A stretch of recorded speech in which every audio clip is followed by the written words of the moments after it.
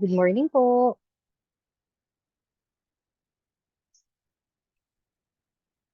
Hello, good morning. Good morning, sir. Ayan, ang video niyo. Okay, thank you po.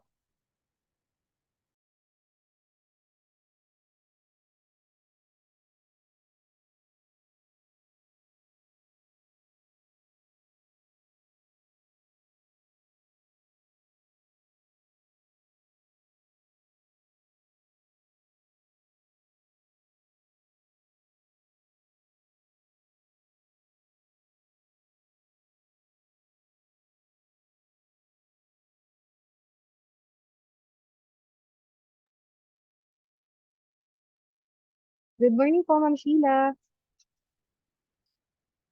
Morning po, Ma'am Jo. Ma'am, palitan ko lang yung background ko po. Okay po, thank you. Thank you po.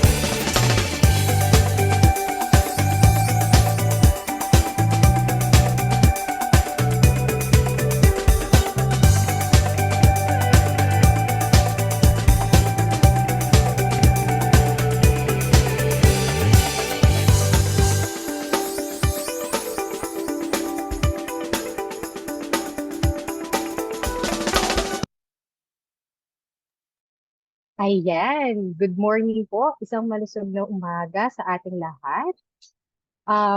Sa ating mga media partners, PIA staff, provincial health offices, information officers, at syempre sa ating mga online viewers na laging tumututok po dito sa ating programa na pinamagatang Komusta Central Luzon, wasto, napapanahon at mapagkakatiwalaang talakayang pangkalusugan. Magandang umaga po sa ating lahat. Sa ngalan po ng aming Regional Director, Corazon I. Flores, pinapasalamatan po namin kayong lahat dahil sa patuloy ninyong pagsuporta dito sa ating online talakayan. Tayo ay muling nagtitipon ngayong umaga upang pag-usapan ng helipavirus at influenza virus at ang kahalagahan ng mga flu vaccines, lalo na sa ating mga vulnerable populations. No? Ako po ngayon, si Joanne from CLCHD-CNU, isa sa mga makakasama ninyo ngayong umaga. At ako naman po si Matt at kami ay magbabahagi ng siksik na kaalaman upang makaiwas sa mga virus na nabanggit. Lagi po nating tatandaan na mahal po ang magkasakit kung kaya't makinig po tayong maigi sa ating mga health experts para malaman ng tips kung paano makakaiwas sa mga virus na ito at maiwasan po natin ang pagkakasakit ng ating mga bulsa. So habang kasalukuyan pong nagkakaroon ng discussion, hinihikayat din po natin ang ating mga online viewers na ilagay po sa chat box ang inyong mga katanungan ukol sa mga paksang tatalakayin ngayon at siya namang sasagutin mamaya sa open forum. At inaanyayahan rin po namin ang ating mga Facebook Live viewers na i-like at i-share ang ating live stream para mas marami pa pong mga individuals ang mamulat sa kung ano po ba talaga itong ating mga topics ngayon na helipa at influenza virus at kung paano ang makakaiwas sa mga ito. Sana rin po, pakisagutan din po ang ating attendance sheet na ito-flash po sa ating screen.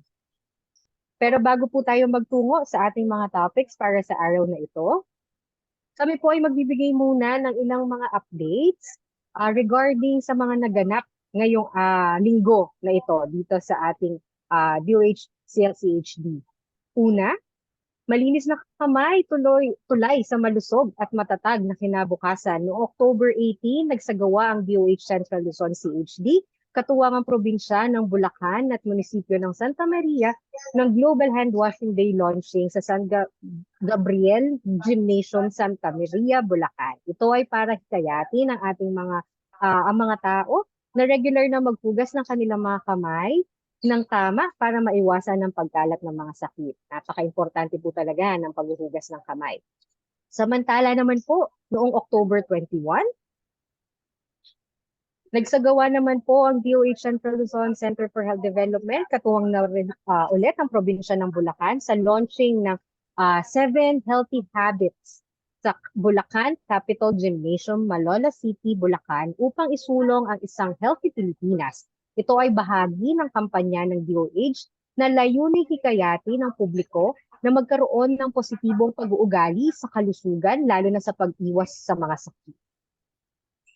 Sumunod naman po, upang lalo namang itaas ang kamalayan sa 7 Healthy Habits, particular na sa priority area na diet and exercise, nagsagawa din po ng sikad pagpadyak tungo sa Healthy Pampanga Bike Fair sa Mabalacat City noong October 22, 2023.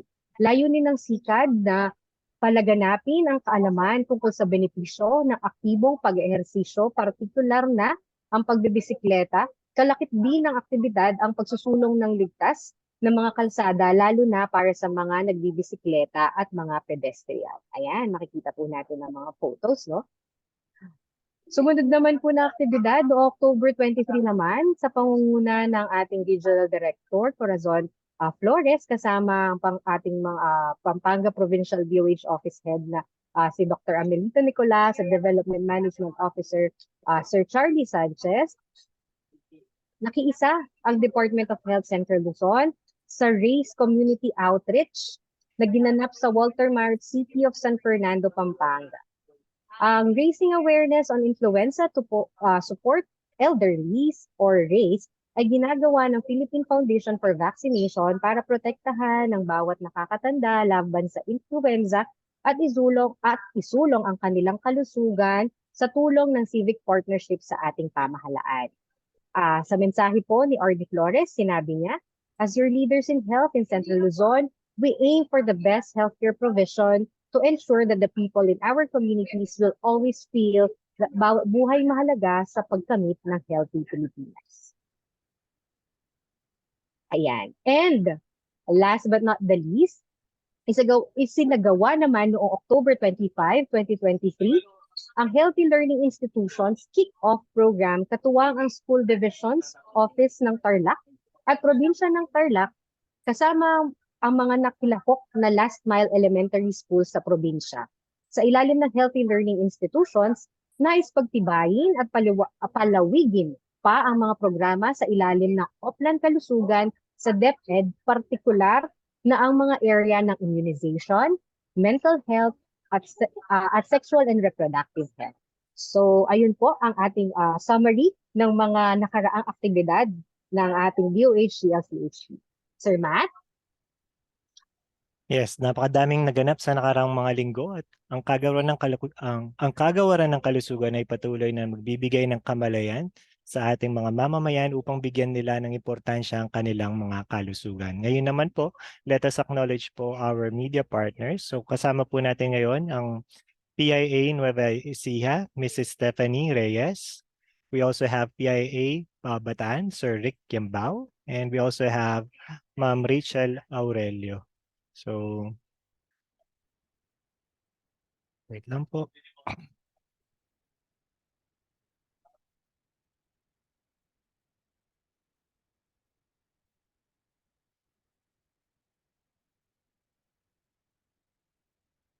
So, gayon din po, no?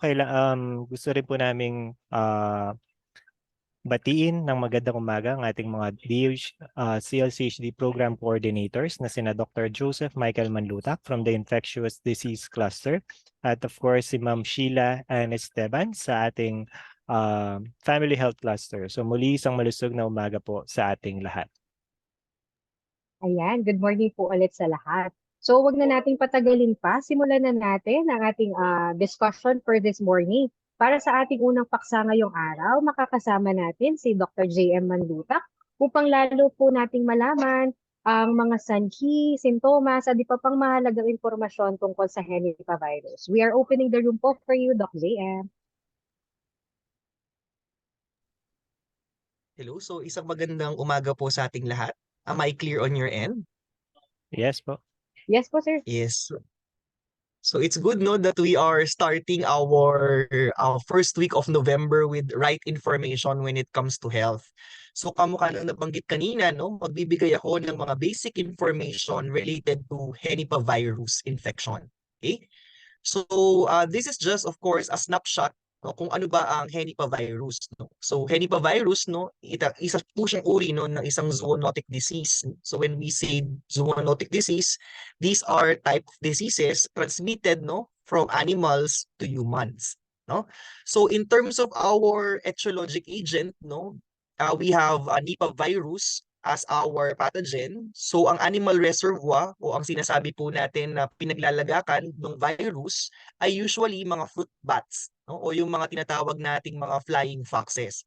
So there are actually two strains that currently exist, no, when it comes to henipavirus infection. We have the Malaysian strain and our Bangladesh strain. So ano ba yung mga modes of transmission? Syempre, no, when it comes to our infectious diseases, very important to know yung mga pamamaraan ng pagkahawa.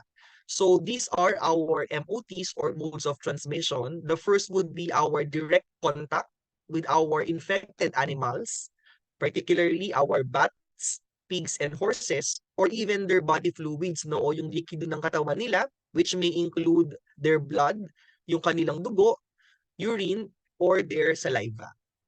Pwede rin itong makuha, no, through close contact with the person infected of Nipah virus or their fluid, which includes respiratory droplets, urine, and even their blood. No? And this can also happen in our healthcare setting.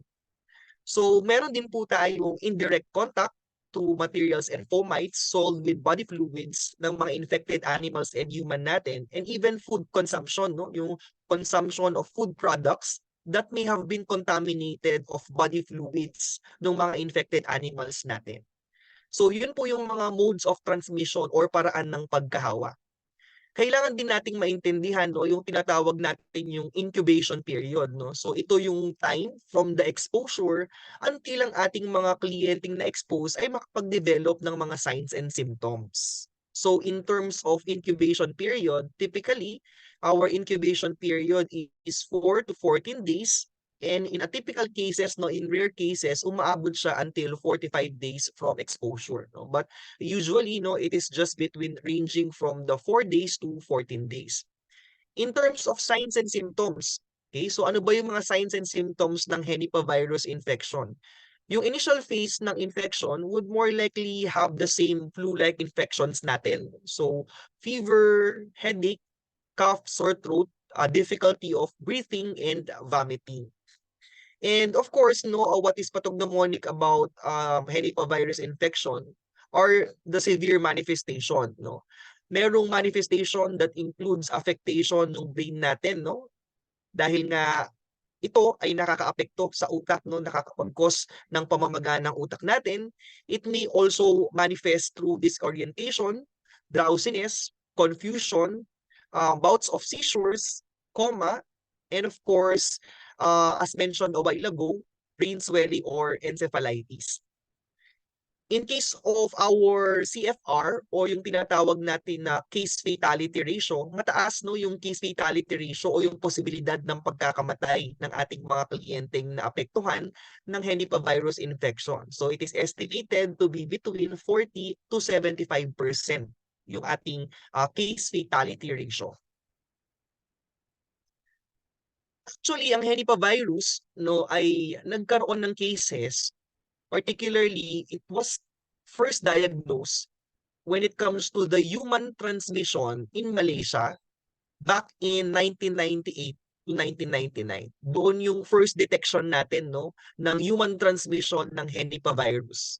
Thereafter, there were bouts of outbreaks in Singapore, Bangladesh, and I think you are more likely familiar with the most recent outbreak we had in India. Okay? And the question in here is that sa Pilipinas ba nagkaroon bago ba talaga itong henipavirus infection? Actually, in the Philippines, no, nagkaroon na tayo ng outbreak ng henipavirus infection in 2014. No? So in 2014, nagkaroon tayo ng case sa Sultan Kudarat. No? There are 17 cases with 9 deaths or CFR or case fatality rate of 53 years old. So sa atin, 53%, no? Our case fatality rate is 53%.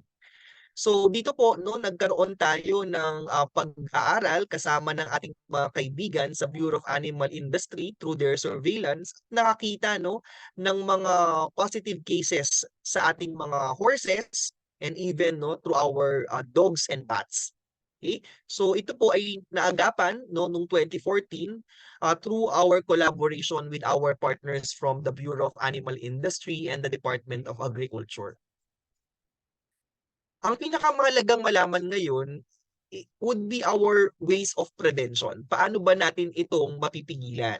So una, in terms of our transmission from bats to human, okay, so of course no, we have to decrease yung bat access natin to date palm and other fresh food products. No? So we keep bats away from those no ng mga pwedeng makain nila at ma-infect nila, no?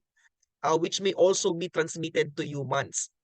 And then tayo naman no as our counterparts from the health sector, we have to avoid eating or drinking products that may be exposed to contaminated fluids from the bats. No, kaya nga 'di ba ang usual kasi na behavior ng bats no, they feed with our different fruit no. Kaya ang ating paalala dito, kapag may mga prutas or kapag may mga usually tayong nakikita na may mga signs ng bat bites, dapat ito ay i-discard natin. So hindi dapat tayo pupupulot no or nagpupulot ng iba't ibang mga prutas no na merong mga bat bites, at dapat tinitignan muna po natin ito, at important of course is we wash them thoroughly. Okay, basta meron niyang signs of bites no, just to be safe is we discard that, and that is not safe for you to consume. The next naman is reducing the risk, no, from animal naman to human transmission. Yung kanina we focus from bat to human, ito naman other animals, no, like your dogs, your pigs, and your horses, no, to human transmission. So we refrain contact from infected animals. No, kahit anong sakit pa ng animal yan, no, the best way to prevent any transmission is to, of course, refrain from having contacts with them. And if we cannot prevent that, very important for us to wear our personal protective equipment. No, yung ating mga protective clothing, gloves, no, shall be worn when handling sick animals. And then we refrain from consuming unprocessed meat, no, from infected animals. And for those in endemic areas, no, like for example, in areas where may nakita talaga tayong henipavirus infection previously, kapag nag-establish tayo ng mga bagong farms, we consider, no, the presence of fruit bats in the area in general, no. So iwasan natin or ilayo natin, no, yung ating mga farms, particularly in areas na mayroong mga fruit bats. And in terms of current practices for existing farms, focusing on minimizing contact with the fruit bat body fluids, no? So we place feed and water containers under cover, no? So binibigyan, dapat kino-coveran natin, no, yung ating mga, if you notice even the fruit, no, sa ibang mga farms natin, kino-coveran nila para hindi lang protection sa mga insekto, but now may also be protection, no, sa ating henipavirus or for possible bat bites. And of course, excluding pigs and horses from the vicinity or nilalayo natin sila sa mga trees and shrubs kasi may possibility, no, na kapag nahulog yung fruit, kakainin, no, ng ating mga animals, and that possible infected fruit, no, may be the cause of infection to the animal at pwedeng matransmit ito to our humans. Okay? And of course, reducing human to human transmission, no? We avoid close, unprotected physical contact with infected people, even their blood and body fluid. So whenever, of course, first, we ask the person to isolate. Okay, and if there would be interaction, we minimize the interaction or we make sure that we are protected. At ang usual, no, napakahalagang impormasyon pa rin ang ating hand washing, no, regular hand washing through soap and water, and of course, observing proper cough etiquette and respiratory hygiene. And dito, no, mahalaga pa din, I'm sure COVID-19 taught us a lot of lessons in terms of the use of PPEs, no, o yung mga personal protective equipment natin. Ang pagsusuot ng mask kapag may sakit ka ay pagiging responsable, no? Kaya napakahalaga, no, na ito ay ma-practice pa rin natin, no, regardless, no, kung tayo ay nasa loob ng ating mga opisina, tayo ay mga nasa areas where there will be convergence of people, okay, or even in our homes. Okay? And then controlling infection in the healthcare setting, no, because there are transmission possibly for the healthcare setting. So healthcare workers caring for patient with suspected or confirmed infection or those handling specimen first should be trained. No, aside sa mga personal protective equipment, no, I'm sure we are training our healthcare workers to make sure that they are capable of handling these types of cases. And of course, samples taken from individuals and animals with suspected infection must be handled carefully with good laboratory practices, biosafety, and specimen collection. Okay? So in terms of isolation, no, tayo ay naturuan din ng ating lessons from the past pandemic in terms of isolation and quarantine, no. So lahat ng individuals with signs and symptoms of henipavirus shall be triaged and of course to be referred properly and timely. So lahat ng cases po natin, suspect, probable, and confirmed, should be immediately isolated at a health facility for at least 21 days. Okay, so 21 days po, no, ang ating isolation sa ating mga suspect, probable, or confirmed cases. And ano naman, sir, ang ating mga close contacts, no? So close contacts shall be quarantined and closely monitored for appearance of signs and symptoms, again for a period of 21 days from the last exposure. Okay, so from the last exposure po natin. So ang ating mga suspect probable and confirmed, kailangan sa health facility ang kaninang isolation. Okay? Or quarantine, no? Sorry, their quarantine would be in our isolation facilities or in our health facilities. Ang ating mga close contact naman, no, in terms of close contact, the close contact can actually be quarantined in our homes as long as pwede po nating mas practice yung tinatawag natin na standard precaution. No, yung usual precaution natin, wala dapat siyang kasama sa kwarto, dapat meron siyang CR sana sa loob ng kwarto, or kung hindi naman, dapat wala siyang kasama sa area na pwedeng ma-expose sa kanya. No? So kapag po available yon sa facility po natin sa bahay, walang problema. However, when the client manifests any signs or symptom, no, kailangan po may refer po natin siya sa ating mga health facilities. Okay? In terms of treatment and patient management, as of now, there is no licensed treatment or vaccine available for Nipah virus infection sa humans. Okay? Sa humans po, wala po tayong license or FDA-approved treatment or vaccine to date. And kamukha ng ibang mga viral infections, supportive management ang ginagawa. No, ibig sabihin, depende dun sa mga signs and symptoms, minamanage natin yung kliyente. No? It may include rest, fluid and electrolyte replacement, oxygen support, nutritional support, and as mentioned, yung management ng symptoms natin. Okay? So dito po, no, naglabas po ang DOH, ang Kagawaran ng Kalusugan, ng Department Memorandum 2023-0348. So ito po ay interim guidelines on the prevention, surveillance, case management, risk communication, and outbreak response strategy for Henipavirus infection.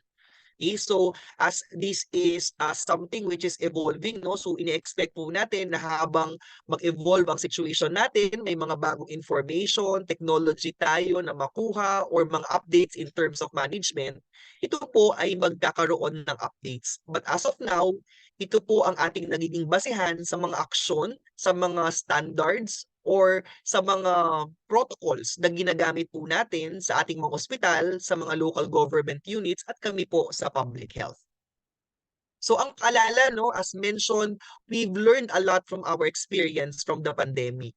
And in this, no, our best AGs, our best armor would always be awareness, tamang kaalaman, right information, our vigilance, and of course, preparedness. If there's something we have learned from COVID and is now given to us in Henipavirus infection, there is time for us now to prepare kasi wala pa tayong kaso. As of now, we do not have any recorded human transmission or human case that is active here in the Philippines. At dito po sa ating mga activities related to zoonotic diseases, mahalaga that we practice our One Health approach. Dito po sinasabi natin that for us to secure human health, we have to take care of animal health and also our environmental health. So One Health against Henipavirus infection. Dito rin po kasama po natin ang mga kaibigan po natin from Department of Agriculture and their local counterparts, Department of Environment and Natural Resources and their local counterparts para ma-assure natin that Henipavirus infection will be free, no, from our local government units in Central Luzon and hopefully in the whole Philippines. So paalala, alamin, aksyonan at agapan.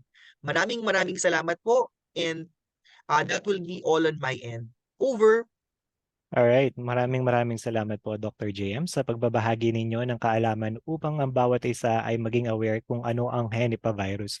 Sabi mo nga, ito ay isang zoonotic disease at sakit na nakukuha ng tao mula sa hayop. So maaaring maapektuhan nito ang utak ng tao at magdulot ng irreversible effects sa katawan ng tao.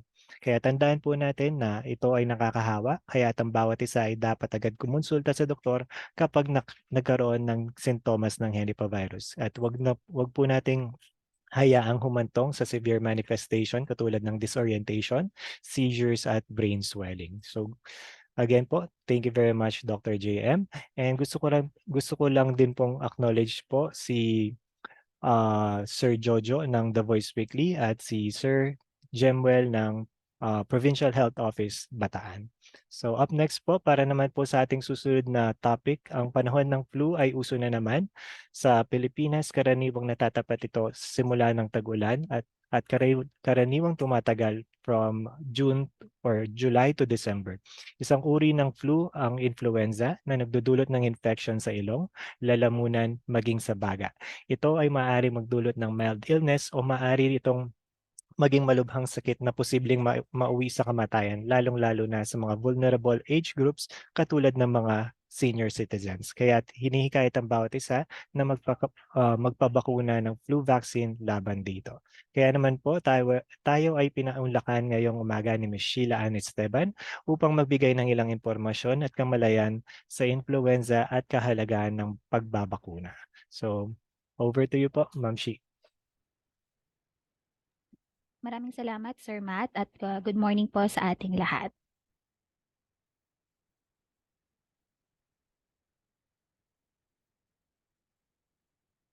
Check lang, sir, if nakikita po yung screen and rinig po ako. Yes po, ma'am. Thank you po. So sa ating pong susunod na topic, ang influenza vaccination program. So meron po tayong 4 na parte ng ating discussion po ngayon. Una po, ang influenza disease. Ano ang sakit na ito? Ano ang bakuna na available? May latest po tayo na policy para po sa ating flu vaccination at ano na ang estado ng ating pagbabakuna. Una po, ang influenza disease ay viral disease. Ito ay sakit sa ating daanan ng hangin o respiratory tract. Ang dahilan po nito ay ang virus types A and B. No? Kahit hindi na natin explain kung ano yung A and B, pero yun yung pinoproteksyonan ng ating flu vaccine. Viral po or virus, seasonal flu ang ating nilalabanan. Iba po ang bacteria at iba din ang flu. So ang protection natin against viral flu, yun yung umiikot na type of flu kada taon. Ano ba ang simptomas ng flu? I think familiar din tayo dito dahil kahawig ito ng typical na flu. Mataas na lagnat, myalgia o sakit ng katawan, sakit ng ulo, panghihina, ubo, sore throat or rhinitis o yung congested yung ilong ho natin. Sa mga bata, ang mapapansin natin, tumataas yung paghinga nila o nahihirapan silang huminga, bumibilis ang paghinga, nahihirapan silang kumain, nawawala ng appetite, irritable, at minsan dehydration. Dulot na rin ng hindi nila nawawala ng gana. Kapag may sakit yung mga bata, ito yung mga simptomas na nakikita natin. Sa mga matatanda naman ay decreased alertness. Ito yung hindi siya agad na nagre-responde. Yun yung madalas na simptomas ng flu disease sa ating mga populasyon na ito. Paano natin ito nakukuha? Pag may taong bumahing o umubo, may sumamang secretion o droplets, small particles, ay doon tayo nahahawa ng flu disease po natin. Meron tayong treatment, medyo mahal nga lang, no, yung ating mga viral treatments. Usually, first 2 days po natin. At minsan, madalas, supportive measures, hydration, nilalakasan yung katawan, yung immune system para agad matapos yung disease na ito. Dahil ito ay viral, ibig sabihin na ito ay self-limiting. Agad din siyang, meron siyang time na matatapos siya, pero depende sa katawan ng tao kung kaya niyang labanan ng mabilis. So gusto natin palakasin yung katawan natin sa pagkain ng tama, pag-inom ng maraming tubig or hydration. Minsan, ang komplikasyon nito, nag-umpisa ka sa flu, nagkakaroon ka ng pneumonia kung saan namamaga yung lungs natin, yung saan tayo nag-exchange ng hangin doon sa ating lungs. So, kaya kailangan natin ng antibiotic. Kapag may pneumonia na, ito yung komplikasyon, at minsan otitis media, kasi minsan yung ating pong tenga at ang ilong ay magkalapit, no, na nagkakos din ng infection. Secondary, kung saan dahil mababa ang resistensya, nagkakaroon ng another infection, bacteria naman. So, kailangan natin ng antibiotic. So, yun yung mga treatment natin sa influenza disease po natin. At paano ito maiwasan? Kahawig na na-mention po ni Sir JM kanina, good personal hygiene. Tamang pag-ubo, tamang pagtapon ng secretions, at pag may sakit, huwag gagala, no? Even gusto natin gumala, pero kapag may sakit tayo, huwag tayong lalabas. Kasi protection nito sa sarili natin, ganun din sa iba. So, responsibility natin na hindi magkalat ng sakit. Avoid close contacts at annual vaccination. Papasok na tayo sa pagbabakuna. Bakit ito annual vaccination?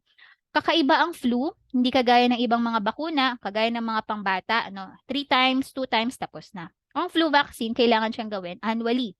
Dahil ang flu disease natin is highly variable. Ibig sabihin, mabilis siyang magbago. Every year, may circulating disease ho tayo or circulating virus ng flu. Kaya kailangan natin ng pagbabakuna kada taon against dun sa circulating virus na yun. Ideally, ang mainam talaga, magkaroon ng flu vaccination bago magtag-ulan. Kasi syempre, alam natin, pag tag-ulan, malamig ang panahon, mas marami ang nagkakasakit o sinisipon o nagkaka-flu. Meron tayong 2 types of flu vaccine na available ngayon. Sorry, iyon ay ang trivalent at quadrivalent. Trivalent, meron siyang protection against 3 types and quadrivalent 4 types. Ang available ngayon, yung actual picture natin na available sa ating mga centers, yung quadrivalent po natin. Mas malawang, mas marami ang types, flu viruses na kaya niyang proteksyonan. So, paano natin ito binibigay? Ito ay injection sa ating deltoid o sa ating braso. Gaano ito ka-safe? Ito ay safe. Ang common side effects na naitala po nila simula na gamitin yung ating bakuna ay mga minor lang po. Pain, lagnat minsan, at runny nose and sore throat. Kaya minsan napagkakamalan nila na kapag nag-flu ka, minsan nagkakaroon ka ng flu dahil yun ang expected. Hindi siya kasing lala ng flu na sasakit yung katawan, lalagnatin at talagang ibabagsak yung katawan mo. Ang common side effects nito ay runny nose, yung sipon, at yung sore throat or yung pananakit ng lalamunan. May last to few or several days natin. In very rare situations, merong mga taong allergic sa flu vaccine. No? Sa ating pong pagbabakuna, wala pa naman pong nai-report, pero meron pong chance na ito na very rare or napakaliit na porsyento po. Dahil hindi sila, or allergic sila doon sa laman ng bakuna po natin. So ano ba ang schedule ng pagbabakuna? Nakitaan natin with the limited funds. Technically, kung mababasahin ang influenza vaccine, nire-recommend siya sa napakaraming populasyon. Pero since 2012, kung saan na-implement yung flu vaccination natin, ito ay binibigay sa mga senior citizen. Kaya medyo tumatak na ang flu ay para sa senior citizen. Dahil sa limited nga po na funds and limited number of flu vaccines, doses na available, prioritize yung mga matatanda ho natin or elderly population. Dahil sila ang may risk. Kapag sila ay may nagkasakit, mataas ang porsyento, ma-hospitalize sila, madalas sa ospital o mamatay dahil sa mga komplikasyon kagaya ng pneumonia. Mahirap mag-recover sa pneumonia yung ating mga lolo at lola. Kaya po ang ating schedule ay for 60 years old and above, pag tumungtong ka ng dual citizenship, yung 60 years old natin, you should get your vaccine available sa ating mga health centers, ideally before flu season. And ideally, every year, meron tayong flu vaccine. So, may mga times din na minsan nawawala because of procurement issues at minsan nade-delay. But for this year, tayo ay nag-expand to other population which we will also explain po mamaya sa mga susunod na slides natin. Sino ba ang, para tapusin natin yung discussion sa flu, sino ba ang hindi pwedeng bakunahan? Ang hindi pwedeng bakunahan nito ay may immediate or hypersensitivity anaphylaxis na dala sa ospital, nahirapan huminga, namaga ang mukha, katawan. Nung siya ay nabakunahan dati ng flu, sila po ang hindi pwedeng bakunahan ngayon. Dahil delikado sa kanila ang flu. Hindi allergic, may allergic reaction yung kanilang katawan doon sa flu vaccine. At hindi din pwedeng bakunahan ang may allergy sa egg protein. Dahil nung ginawa ang vaccine, gumamit sila ng egg protein doon sa paggawa nito. Second to the last ay ang polisiya. Since last September po to October, tayo po ay naka-receive nito at nag-roll out ng ating national policy. Ang tawag po nila ay, ang title nito is Clarification on the Implementation of Influenza Vaccination in the National Immunization Program. Ang nakasulat po dito ay maari nang ibigay, i-expand yung ating flu vaccination, hindi lamang sa senior citizen. Since 2012, ini-implement natin to. For after 11 years, tayo ay nag-expand na dahil mas marami na yung stocks o mas doble. Kung titingnan po, last year compared last year, so nakuha natin doble yung doses na na-receive po natin this year. So pwede na tayong mag-expand sa mga following populations. Una, meron tayong prioritization kagaya ng sa COVID. Uunahin yung priority dahil sila ang high risk, and then pababa po doon sa mga na-identify natin. Unahin ho natin ang senior citizen, NHTS, yung ating pong nakalista sa 4Ps, living in government or DSW accredited residential care facilities, so yung ating mga houses for our lolos and lolas. Pangalawa po ang senior citizen natin na hindi naman po 40s, pero sila pa rin po ay high risk. Pangatlo, ang ating health workers, kasi sila ang madalas kumakalinga sa ating mga may sakit. Fourth, pregnant women. Dahil alam natin, pag buntis, medyo bumababa ang immune system at magiging high risk po sila, no? Panglima, adults with comorbidity, ganun din sila. At frontline services such as military. Sila po ang mga individuals na humaharap din, no, sa mga emergencies at minsan humahawak din ng ating mga may sakit. And then lastly po, other healthy individuals or healthy adults. So mapansin nyo po, ang limit niya, lower limit niya is adults, so 18 years old and above, especially po if military, health worker, pregnant, and then paangat ng senior citizen. And then lastly po, yung ating coverage, sino na po ba at ilan na ba ang nabakunahan? A total po of last October, naka-receive po tayo ng, mapansin niyo po, 7 provinces and 2 highly urbanized. In vials, naka-receive tayo ng 42,660, and in doses, 10 doses per vial kasi siya, kaya ang na-receive natin is around 400,000 doses po. At tayo po ay nakapagbakuna na ng around 72% ng lahat ng nabakunahan, which is 112,369 individuals po, or 26% consumption rate sa ating pong na-receive na flu vaccine ay senior citizen. So ito pong 60 and non-NHTS or non-4Ps po natin, sila ang majority na nababakunahan. Meron din tayong iilan na health worker, pregnant, adult with comorbidities, military personnel, and other adult po natin. So, patuloy pa rin po ang ating pagbabakuna at dahil hindi pa ubos yung ating mga vaccines, dahil yearly ito, malapit yung close ang kanyang expiration date. So, kailangan natin silang magamit, no? Technically, dapat maubos sila ngayong taon kasi dapat merong bagong flu vaccine ulit for the following year po natin. So, yun lamang po yung ating sa influenza vaccine. Kung kayo po ay pasok doon sa mga population po natin na na-mention, especially if may lolo't lola po tayo na hindi pa bakunado, ay ito po ay safe, ito yung matagal na natin ginagamit, at ang mga expected side effects ay mga minor lamang po, at para sa protection ng ating pamilya, ganun din, dahil mahal natin yung ating mga lolo't lola, ay inganyo ho natin sana silang magpabakuna ng flu vaccine. Makialam po sa ating mga health centers sa schedule ng pagbabakuna. Marami pong salamat at over po, Sir Matt. Thank you po.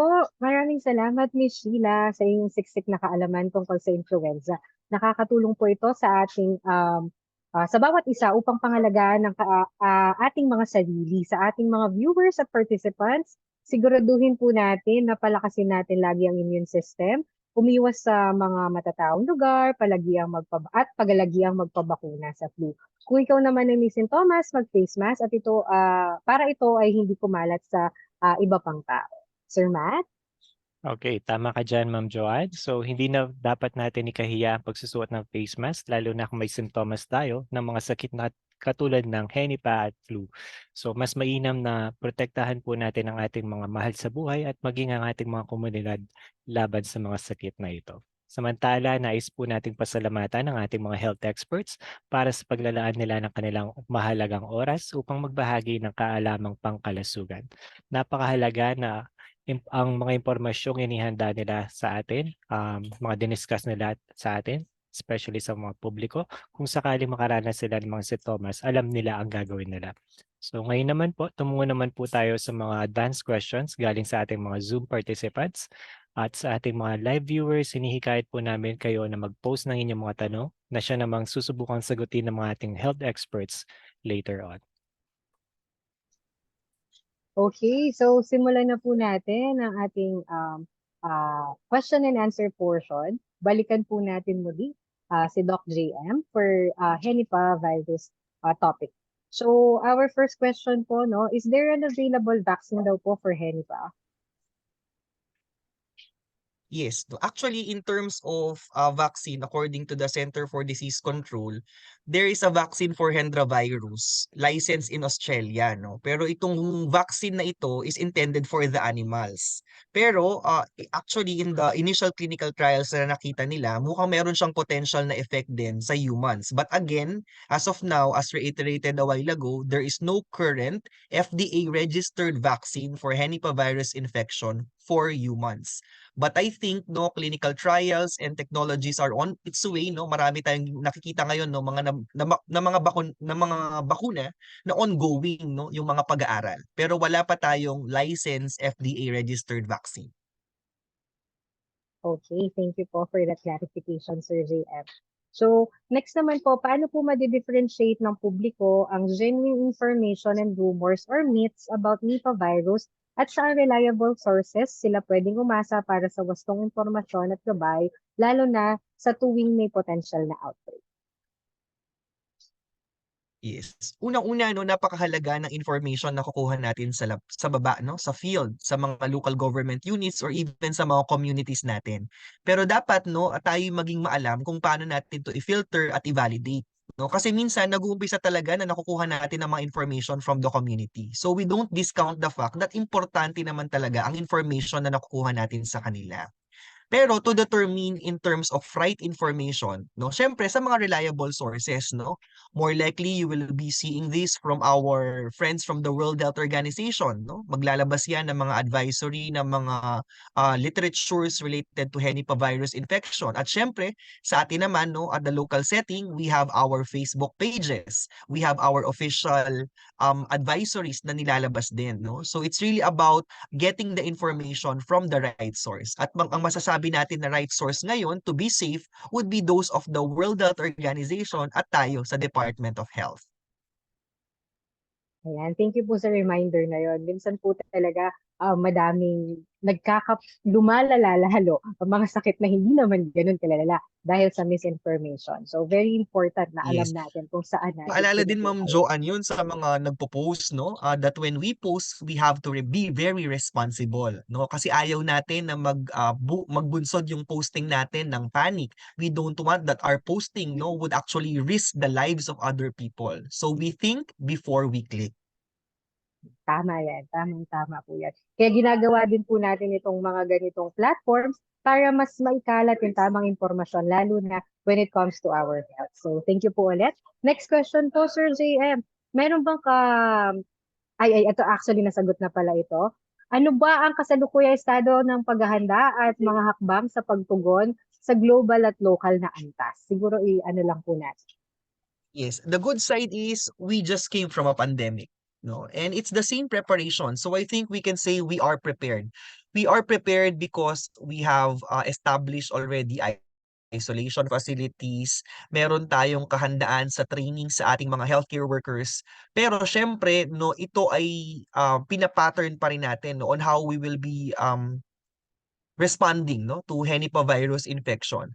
But in terms of preparedness, I think we are doing our part on the department of the first part of preparedness would be awareness, no? Kaya ito ang pinapalaganap natin, maging aware ang mga tao for them to know what right actions they will be doing in such cases they encounter, no, instances or circumstances related to Henipavirus infection. And in terms of our health facilities, in terms of our healthcare workers, I think they are prepared. But again, continuous pa din ang pagkakapacitate natin sa kanila. Thank you po. So, mahalaga talaga ang may alam. At yung alam ay tamang impormasyon dapat.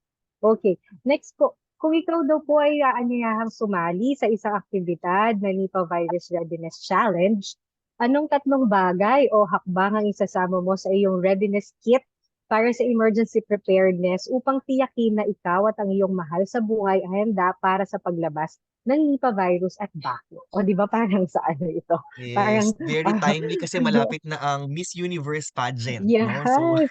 So If there are three things I'll bring, first, I think is right information. I will always start with the right information. Dapat alam mo ang tamang impormasyon regarding its modes of transmission, how to prevent it, ano ba ang henipavirus, no? So that's the first thing. Saan ba ako pupunta na facility? Okay, so kailangan yun klaro sa atin, no? First that I will bring is right information. Second, I think is partnership and collaboration, no? Basically, as mentioned, henipavirus is a zoonotic disease at hindi lang dapat tayo sa Department of Health at local government units ang kikilos at isasama doon sa pagkilos natin regarding the prevention of henipa. Kasama natin ang mga friends natin as mentioned from DA and DENR at ang mga local counterparts nila. So dapat mapaigting natin no yung partnership and collaboration sa ating mga local government unit mula sa barangay, munisipyo, city, probinsya, sa region and of course no at the country level no para at least ma-assure natin that really our efforts are harmonized. And siguro yung last na bibitbitin ko would be vigilance no. Walang tatalo sa taong handa no. Kaya kailangan handa tayo no. Handa tayo on how to prevent, handa tayo on the right information, and handa tayo no to make sure that we know what to do in such cases these things will happen to us. So right information, partnership and collaboration, and vigilance. Yun siguro yung top 3 na ma-assure natin na talagang hindi tayo magkakaroon ng kaso or kung magkakaroon man tayo ng kaso, maaagapan natin agad. Okay, thank you po, no? Maganda na na-open po yung collaboration and partnership kasi totoo yun, hindi naman kaya ng isang ahensya lang, lalo na itong ganitong mga virus, katulad nga nung nangyari sa COVID, is not just the Department of Health's concern. It is a public concern, so dapat lahat kasama. One health, sabi nga ni Sir JM kanina. In relation po, meron po, yung last question po natin, paano makakapagtulungan ang mga local na komunidad at healthcare facilities sa paglikha ng isang plano para sa pagtugon sa Nipah virus na hindi lamang nagsisiguro ng kaligtasan ng mga residente, kundi mabawasan din ang panic at maling impormasyon, lalo na kapag may potential na outbreak? Yes. Ang unang kailangan gawin is syempre yung mga refresher, no? Yung orientation natin, yung mga community awareness. No? Yun ang unang kailangan nating gawin sa local government unit to make sure that we don't only inform our healthcare workers, but we also inform our community on what expectation do we have from them or do we ask from them in such cases na magkaroon ng henipavirus infection. After I think awareness and yung ating information drives, we have to again prepare our local government units. No, ibig sabihin, dapat alam natin kung saan tayo pupunta. Ano bang service facilities ang pwede nating puntahan in such cases na magkaroon tayo ng kaso? At yung mga service facilities ba na ito ay handa? May mga isolation area ba sila na pwede nating paglagakan no, ng ating mga suspect, probable, or confirmed cases natin? And yung last, of course, is I think no, ang collaboration, we cannot overly emphasize, should not be only at the regional level. Dapat ito ay makasama natin or mapag-usapan natin even at the local communities po natin. Sa mga barangay, sa mga munisipyo, hanggang sa mga probinsya natin. Kailangan harmonize, collaborated ang approach natin. So yun siguro ma'am ang pwede nilang maibahagi sa atin. Thank you. Thank you po, Sir JM. Ayan, meron po tayong isang question, i-add ko na po no, sa ating chat box. I think this was already answered kanina during your discussion, sir. Siguro i-re-emphasize na lang po natin yung question po from Sir Jojo. Paano po ang transmission ng henipavirus at ano po ang likelihood na aabot sa Pilipinas ang henipa? Thank you very much. Yes, so nabanggit kanina no yung paraan ng pagkahawa natin would be direct contact doon sa mga infected animals. Pwede ring close contact doon sa person na merong infection or to the person with infected no with henipavirus. And then indirect contact no doon sa mga materials or doon sa mga soiled and body fluids ng infected animals and humans natin, and even consumption no yung food consumption natin doon sa mga pagkain na maaring na-infect or na-contaminate no nung mga infected animals din po natin. Okay? Doon sa likelihood na magkakaroon tayo ng kaso, no, we are positive, no, that we are doing our best so that there would be no cases, no, na hindi tayo magkakaroon ng confirmed case. But sometimes, no, if the question if there is a risk, yes, no, there is always a risk, no, and that risk is something we are actually preventing from happening. Kaya may mga ganito tayong mga activities. Kasi nga, una, may mga flying foxes tayo dito sa Pinas. At nagkaroon na tayo ng case noong 2014 in Sultan Kudarat. No, so it's really on making sure that there would be no human transmission and we arrest the infection dun sa animal side po natin. Thank you very much. Over. Thank you po, Sir JM. Sir Matt? Alright, so maraming salamat po ulit, Dr. JM, for the compact discussion about Henipavirus. Muling pinapaalalahanan natin ang lahat na maging maalam po tayo regarding sa Henipavirus sapagkat ito ay isang contagious na sakit. Maaari itong makuha sa pagkakaroon ng direct contact ng isang tao from an infected animal. So, yun po. Dumako naman po tayo ngayon sa mga tanong tungkol sa influenza at kahalagahan ng flu vaccine.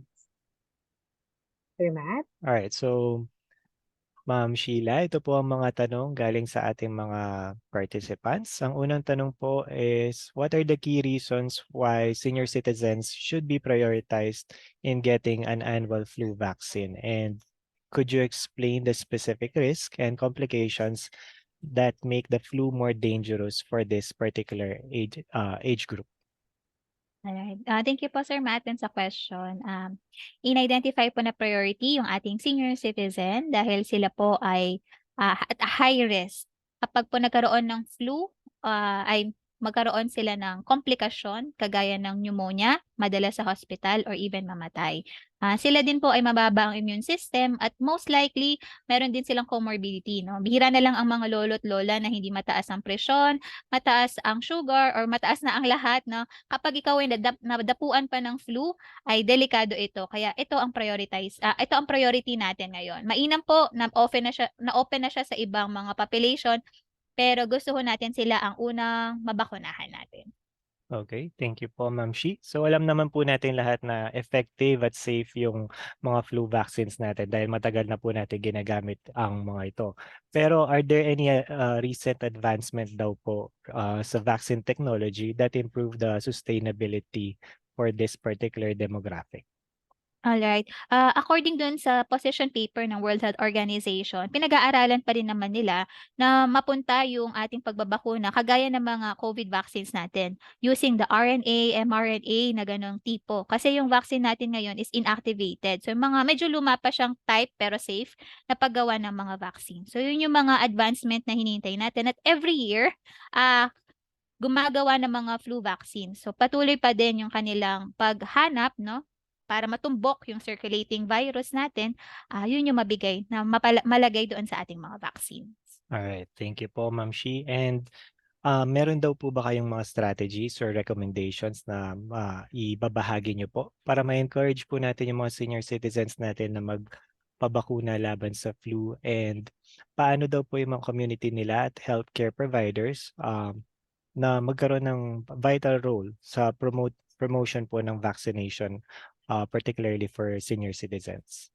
Alright. So, ang pwedeng gamitin nating strategy is, ang effective is fear, no? Ako personally masasabi ko yun. So, kapag naglagay ka ng threat, merong urge yung tao na magpabakuna. Kung may personal testimony tayo, kakilala na alam natin ngayon may kumakalat na flu virus, nakita natin sa mga bata, even yung mga matatanda, nag-iiba yung boses. So, ganun din yung threat na pwede nating sabihin sa ating mga lolo at lola sa kanilang flu vaccination. Sa mga health workers din, maari din maging testament yung sa atin. Tayo din dapat ay bakunado, no, bilang health worker, frontline worker, para maengganyo yung iba na magpabakuna. Pwede nating sabihin tayo ay wala namang nangyari sa atin at safe. Ang bakunang ito, wala tayong side effects or severe reactions na naramdaman after mabakunahan. Okay, one last question po, no, Ma'am Shi. Although nasagot na po ito kanina, so there's this belief among some people that flu vaccine can actually give them the flu. So can you address this misconception and explain how the flu vaccine work to prevent the flu while it's not causing the disease itself, especially in the context of senior citizens' health. Kagaya po ng mga bakuna natin, ang bakuna ay synthetic, no? Mimimik niya, gagayahin niya yung mismong sakit. So, liberally or sadya nating ibibigay yung maliit na portion o pinatay na portion ng virus na yon sa katawan natin para mag-trigger ng antibody. At kapag na-encounter ng katawan natin yung flu sa labas, sa pamilya natin, meron tayong antibody. Yun yung mga sundalo ng katawan para labanan yon. So, pag meron ka ng army ng mga sundalo laban sa flu, so malalabanan mo na yung flu na umiikot, no? Even yung kaklase mo, o katrabaho o kakumpare mo sa ating mga lolo-lola, may sakit, hindi ka tatabla, no? Parang kang Superman. Yun yung ginagawa ng ating mga vaccine sa ating mga katawan. Nagbi-build ng antibody sa ating katawan. Okay, thank you very much po for clarifying that one. So moving forward, para naman po sa ating mga participants and live audiences, if may additional questions po kayo, you could either type it on our chat box or you could click po yung ating virtual hand para alam po namin na may additional questions po kayo.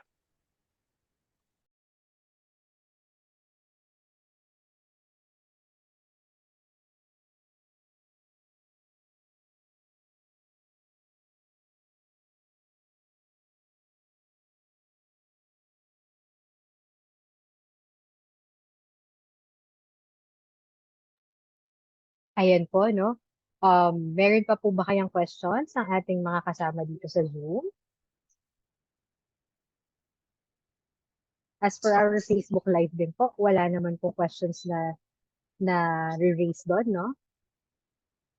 Sa mga nasa Facebook po, pwede rin po kayo mag-raise ng questions sa ating chat box.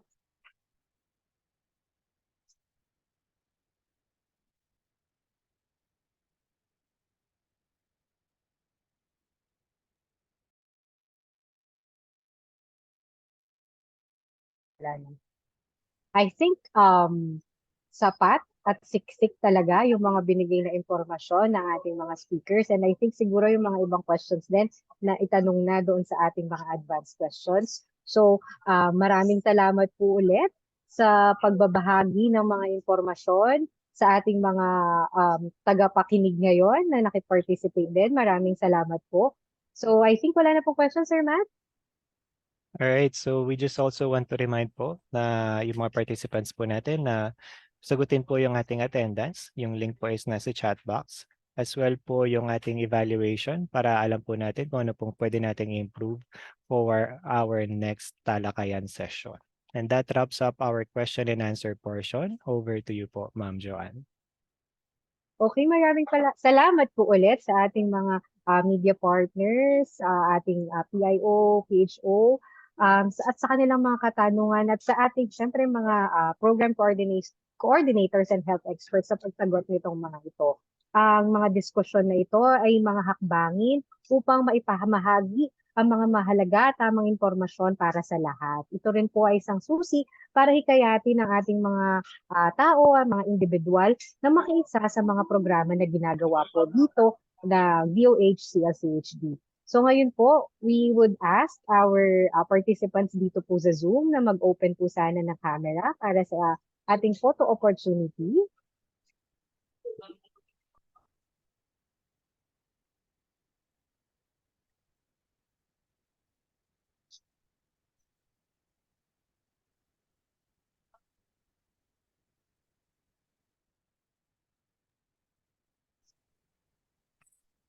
Okay.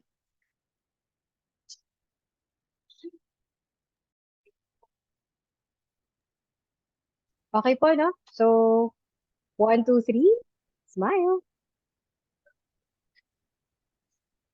One more po, 1, 2, 3, smile. Okay, maraming salamat po ulit sa ating mga participants. Naka-post po dito sa ating chat box itong evaluation link natin. Huwag natin kakalimutan po na sagutan po sana upang ma-improve pa natin at mapabuti itong ating online talakayan. So, Sir Matt? Okay po. So dito po nagtatapos ang ating online talakayan na pinamagatang Kamusta Central Luzon? Wasto, napapanahon at mapagkakatiwalaang talakayang pangkalusugan. Sana po ay marami po kayo natutunan, lalong-lalo na po tungkol sa Henipa at flu vaccine with the help of our health experts. So sama-sama po tayo sa pagpapaunlad ng ating kalusugan. At ngayon, nais din po natin magpasalamat sa ating sa lahat ng nakibahagi sa talakayang ito, sa ating mga program heads, resource speakers, media partners, PIAs, PHO at saka PIOs sa paglaganap ng ating mga information about Henipa at flu. So next week po, magkakaroon po tayo ulit ng ating online talakayan about Malasakit Program, World Diabetes Day at of course yung ating antimicrobial awareness week. So muli po, expect po namin ang attendance nyo next week and stay safe and stay healthy. Have a great day, everyone. Thank you so much po.